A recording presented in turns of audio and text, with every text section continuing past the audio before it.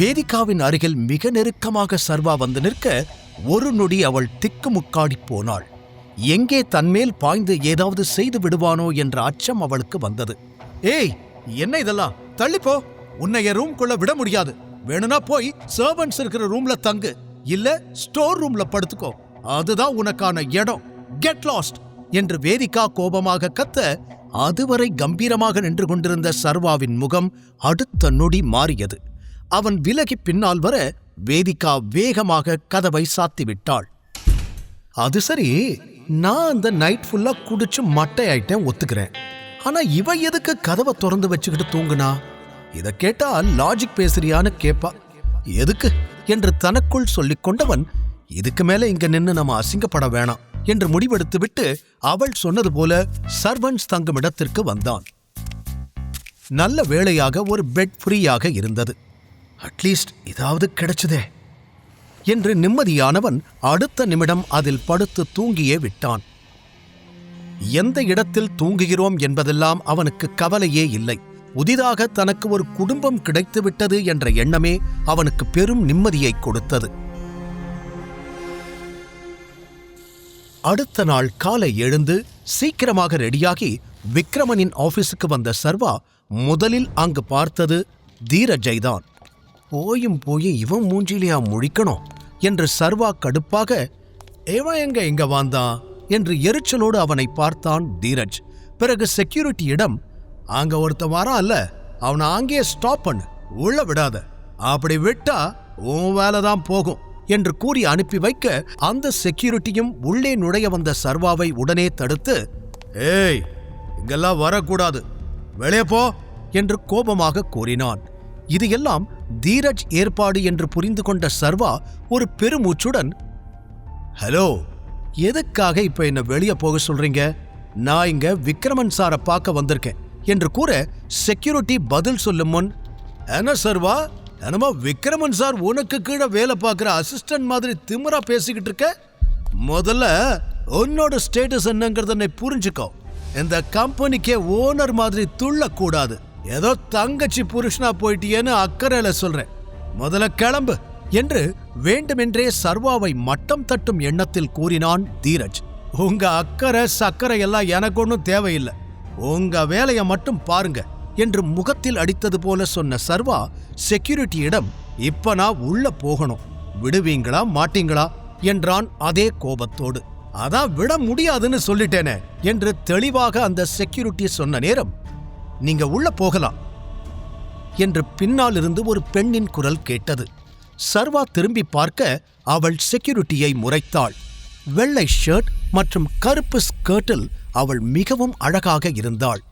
தீரஜ் அந்த பெண்ணிடம் ஏதோ சொல்ல வர சட்டென கை நீட்டி அவனை பேசவிடாமல் ஸ்டாப் செய்தவள், நீங்க எதுவும் சொல்ல வேண்டாம், இவரு விக்ரமன் சாரோட கெஸ்ட், நான் பாத்துக்கிறேன். மிஸ்டர் சர்வா, நீங்க என் கூட வாங்க என்று கூறி சர்வாவை தன் கேபினுக்கு அழைத்துச் சென்றாள்.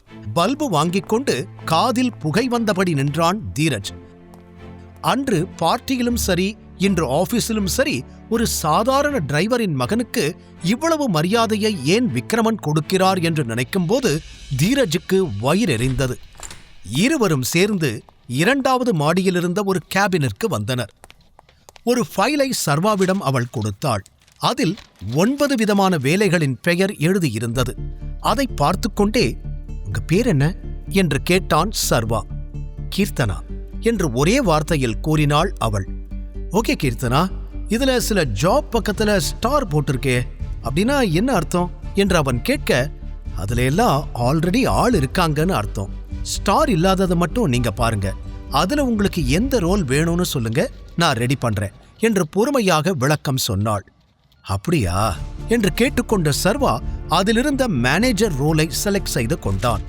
அதை கவனித்துக் கொண்டிருந்த கீர்த்தனாவுக்கு ஆச்சரியமும் அதே நேரம் சர்வா மீது நல்ல அபிப்பிராயமும் வரவில்லை. சர்வா என்ன சொல்றானோ அதை ப்ராப்பரா பண்ணி கொடுக்கணும் என்று அவளது பாஸ் விக்ரமன் ஏற்கனவே ஆர்டர் போட்டிருக்க கீர்த்தனாவிற்கு வேறு வழி இல்லை. ஓகே, இந்த ரோல்லையே உங்களுக்கு ஃபிக்ஸ் பண்ணிடுறேன், உங்களோட பர்சனல் டீடைல்ஸ் எல்லாம் எனக்கு வேணும், நீங்க நாளையிலிருந்து ஜாயின் பண்ணிக்கலாம் என்று அடுத்தடுத்த வேலைகளை பார்க்க ஆரம்பித்தவள் சர்வாவின் டீடைல்ஸ் அனைத்தையும் நோட் செய்து கொண்டாள். பிறகு அங்கிருந்து வெளியே வந்த சர்வாவின் மனதிற்குள் பல எண்ணங்கள் ஓடிக்கொண்டிருந்தது. இந்த கம்பெனியே அவனுக்கு சொந்தமானதுதான். அதை முழுதாக எடுத்துக்கொள்ளும் விருப்பமும் அவனுக்கு இருந்தது.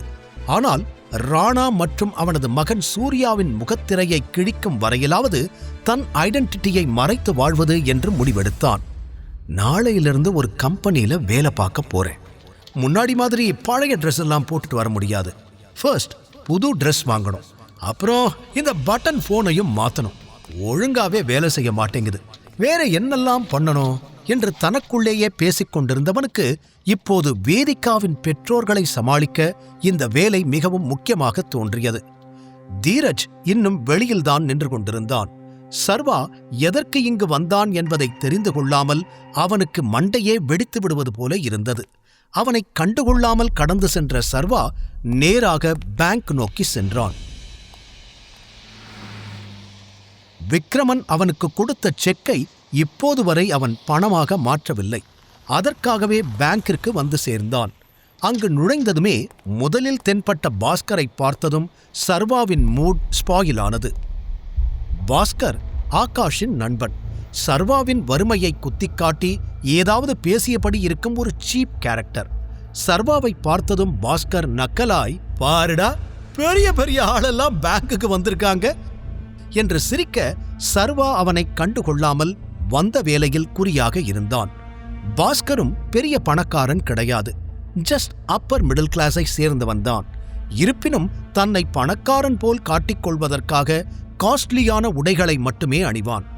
இதற்கு முன்பு பல முறை சர்வா ஃபுட் டெலிவரி செய்வதற்கு அங்கு சென்றிருந்தாலும் முதல் முறையாக பணம் எடுப்பதற்காக பாஸ்கரிடம் சென்றவன், நான் மணி வித்ட்ரா பண்ணணும் என்று கூறியபடி செக்கை காட்ட பாஸ்கரன் அதை நம்ப முடியாமல் பார்த்தான்.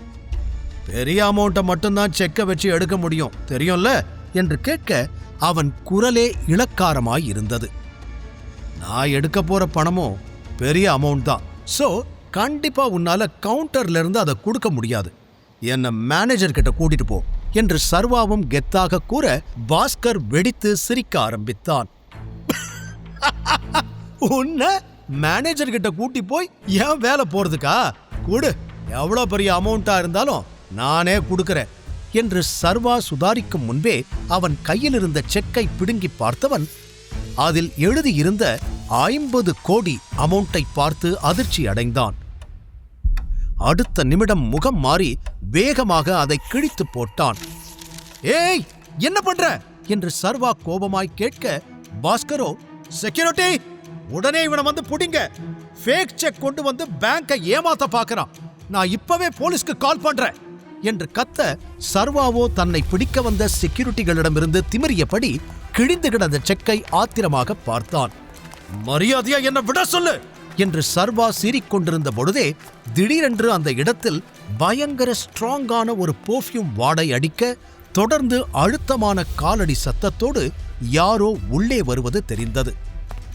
இங்க என்ன நடக்குது என்று பழக்கப்பட்ட குரல் கேட்டதும் சர்வா திரும்பி பார்க்க அங்கு கேங்ஸ்டர் கரிகாலன் தான் நின்று கொண்டிருந்தார். சர்வாவுக்கு பிரச்சனை என்றதும் அவர் டோட்டலாய் மாறிப்போக, பாஸ்கர் பதட்டமாய், சாரி சார், இந்த சிச்சுவேஷன் நீங்க பார்க்க வேண்டியதா போயிருச்சு. இவன் ஒரு ஃப்ராடு சார், அதனாலதான் பிடிச்சு வச்சிருக்கோம் என்று சொல்ல, கரிகாலன் தன் கோபத்தை அடக்கிக் கொண்டு, அவனை விடுங்க என்று சொல்ல, அதுவரை சர்வாவை பிடித்திருந்தவர்கள் கரிகாலனுக்கு பயந்து கையை எடுத்தனர். பாஸ்கர் தயக்கமாய், இல்ல சார், இவனால உங்களுக்கு ஏதாவது பிரச்சனை என்று இழுக்க, கரிகாலன் விட்டால் பாஸ்கரை அடித்து கொன்றுவிடும் வெறியில் இருந்தார். தனக்கு அவர் இவ்வளவு முக்கியத்துவம் காட்டுவது வெளியில் சந்தேகத்தை ஏற்படுத்திவிடும் என்று நினைத்த சர்வா அவருக்கு கண்ணை சிமிட்டி செய்கை செய்ய, அதை புரிந்து கொண்டு வேறு வழியில்லாமல் நார்மலாக மாறிய கரிகாலன், இது பெரிய பிரச்சனை, உன்னோட லெவலுக்கு நீ ஆக்ஷன் எடுக்க முடியாது, நானே இவனை மேனேஜர் ரூமுக்கு கூட்டிட்டு போறேன் என்று கூற, பாஸ்கர் சரிங்க சார் என்று விலகிவிட கரிகாலனோடு மேனேஜர் ரூமுக்கு சென்றான் சர்வா. ஃபுல் ஏசி ரூமில் கம்ப்யூட்டரில் ஏதோ ஒர்க் பண்ணிக் கொண்டிருந்த மேனேஜர் திவாகர் மடார் என்று கதவை திறந்து கொண்டு திடீரென்று யாரோ வருவதை நிமிர்ந்து பார்க்க, கரிகாலனை கண்டதும் வேகமாய் சேரிலிருந்து எழுந்து, சார் நீங்களா, வரேன்னு ஒரு வார்த்தை சொல்லிருந்தா நானே வந்து வெல்கம் பண்ணியிருப்பேனே என அவசரமாய் கேட்க, கரிகாலன் நோ இஷ்யூ என்றபடி அங்கிருந்த சோஃபாவில் அமர்ந்தவர், என்னோட வேலை விஷயமா தான் வந்தேன். ஆனா வெளியே நடந்த பிரச்சனைய பார்த்ததுக்கு அப்புறம் உங்ககிட்ட சில முக்கியமான விஷயங்களை பேசணும்னு தோணுச்சு. அண்ட் இது யாருன்னு தெரியுதா என்று சர்வாவை காட்டி கேட்டார். அவனை மேலும் கீழும் பார்த்த மேனேஜரின் கண்கள் அவனுடைய கையில் இருந்த புலி முத்திரை மோதிரத்தில் பதிய அடுத்த நிமிடம் ஆடிப்போய்விட்டார். கடவுளே, இது நம்மளோட டைகர் தானா? டைகர் திரும்பி வந்துட்டாரா என்றவர் பதற, யார் இவரு என்றான் சர்வா புரியாமல். டைகர், இவரும் நம்ம டீம்ல ஒரு ஆள்தான். அக்கவுண்ட் சம்பந்தப்பட்ட விஷயத்தை எல்லாம் இவர்தான் பாத்துக்கிறாரு என்று கரிகாலன் மேனேஜரை சர்வாவுக்கு அறிமுகப்படுத்தி வைக்க அவனுக்கு மேலும் தலை சுற்றி போனது. ஒரு நேஷனல் பேங்கின் மேனேஜர் தனக்கு கீழே இருப்பது அவனுக்கே புதுமையாக இருக்க, மேனேஜரோ அவன் காலிலே விழுந்து விட்டார். டைகர், இவ்வளவு நாள் எங்க போனீங்க? நாங்க உங்களை தேடி அலையாத இடம் இல்லை. இப்போ உங்களை பார்த்ததும் எல்லாம் மாறும்னு எனக்கு நம்பிக்கை வந்துருச்சு. உங்களுக்கு என்ன வேணாலும் சொல்லுங்க, நான் பண்ணி கொடுக்கிறேன். சொல்லுங்க டைகர், சொல்லுங்க என்றவர் பதற, சர்வா அவசரமாய், முதல்ல எந்திரிங்க, கால்ல எல்லாம் விழுந்துட்டு இருக்காதீங்க என்று சொல்ல, மேனேஜரோ கண்கள் கலங்கி போய், உங்களை பார்த்த சந்தோஷத்துல என்ன பண்றதுனே தெரியல டைகர். உங்க அப்பா ராஜன் மட்டும் அன்னைக்கு ஹெல்ப் பண்ணலேனா நான் இப்போ உயிரோடவே இருந்திருக்க மாட்டேன். நீங்க வந்துட்டீங்க இல்ல, இங்க இனிமே நம்மளோட பிரச்சனையெல்லாம் முடிஞ்ச மாதிரி தான் என்று சொல்ல, அதற்கு கரிகாலன், போதும் போதும், இத பத்தி அப்புறம் பேசலாம். முதல்ல உனக்கு கீழே வேலை பார்க்கறவங்களுக்கு யார்கிட்ட எப்படி நடந்துக்கணும்னு கத்துக்கொடு. நான் இன்வால்வ் ஆகி கத்துக் கொடுக்க ஆரம்பிச்சா எவனும் உயிரோட மிஞ்ச முடியாது என்று மிரட்டலாக சொல்ல, மேனேஜர் என்னவோ நடந்திருக்கிறது என்று புரிந்து கொண்ட நிமிடம் கரிகாலன் வெளியில் நடந்த கூத்தை சொல்ல, மேனேஜர் கொதித்து விட்டார். ஒரு பக்கம் சர்வா தன் வாழ்வின் புதிய பக்கங்களை பார்த்து கொண்டிருக்க, இன்னொரு புறம் பல வருடங்களாக சர்வாவை தேடிக்கொண்டிருந்த ஒருவனுக்கு அவனை பற்றிய தகவல் வந்து சேர்ந்தது.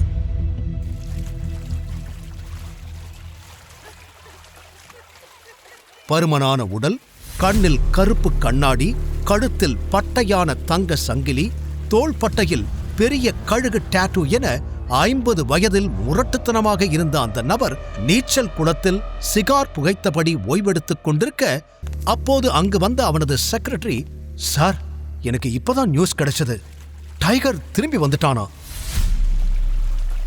என்று கூற, அந்த மனிதன் அதிர்ந்து திரும்பி பார்த்தான். இப்போது ஆழமாக சிகாரை இழுத்து புகை விட்டவன், நிஜமாவா? இன்ஃபர்மேஷன் கரெக்டான ஒரு வாட்டி இன்னும் நல்லா செக் பண்ணிக்கோ என்று சொன்னான். Yes sir, 100% sure. டைகர் தான் அது. நம்ம ஸ்பை கிட்ட இருந்து தான் இன்ஃபர்மேஷன் வந்திருக்கு. ஆனா இன்னும் டைகரோட ஐடென்டிட்டியை அவங்க ரிவீல் பண்ணல. சரி, அந்த புலிக்குட்டி இப்பதானே வந்திருக்கு, உடனே எதுவும் பண்ண வேண்டாம். Let him play. அவனே நிச்சயம் நம்மளை தேடி வருவான். ஆனா அதுக்கு முன்னாடி அவன் எப்படி இருப்பான், இப்போ என்ன பண்ணிக்கிட்டு இருக்கான், அவனோட யார் யாரெல்லாம் பழகிறாங்கன்னு எல்லா டீட்டெயில்ஸையும் கலெக்ட் பண்ணு. இந்நேரம் டைகரை சுத்தி ஒரு பெரிய நெட்வொர்க்கே ஃபார்ம் ஆகி இருக்கும். அதனால நிறுத்தி நிதானமா பிசுறு இல்லாம செஞ்சு முடிக்கணும் என்று அந்த மனிதன் திட்டவட்டமாக சொல்ல, சரி என்று தலையாட்டிவிட்டு அங்கிருந்து நகர்ந்தான் செக்ரட்டரி. அப்போது அந்த மனிதன் அருகில் வந்த பெண், இதோ டைகர்னு பேசிக்கிட்டு இருந்தீங்க, நீங்க வேட்டைக்கெல்லாம் போவீங்களா? இந்த முறை புலிய வேட்டையாட போறீங்களா என்று புரியாமல் கேட்டு வைத்தாள் அவள். அதை கேட்டு சிரித்த அந்த மனிதன், ஆமா, புலிய வேட்டையாடத்தான் போறேன். நீ மறுபடியும் இங்க வந்திருக்க கூடாது டைகர் என்றவன் சிகாரை இழுத்து வானத்தை பார்த்து புகை விட்டபடி சத்தமாக சிரிக்க ஆரம்பித்தான். மறுபுறம் பேங்கில் மேனேஜர் பதட்டத்துடன் பாஸ்கரை திட்டி அழைக்க, தன் பாக்கெட்டில் இருந்த கன்னை எடுத்த கரிகாலன், சர்வா, இந்தா, உன்னை இன்சல்ட் பண்ணவனை என்ன செய்யணுமோ செஞ்சுக்கோ என்று துப்பாக்கியை நீட்டினார். அதைக் கண்ட மேனேஜர் உறைந்து நின்றார். சர்வாவின் முதுகுத்தண்டும் சிலிர்த்தது. முதல் முறையாக துப்பாக்கியை பார்த்தவனின் கண்கள் ஆச்சரியத்தில் விரிந்தது. அடுத்து நடக்கப் போவது என்ன? யார் இந்த பவர்ஃபுல் எதிரி? தெரிந்து கொள்ள தொடர்ந்து கேளுங்கள் tiger returns only on pocket FM.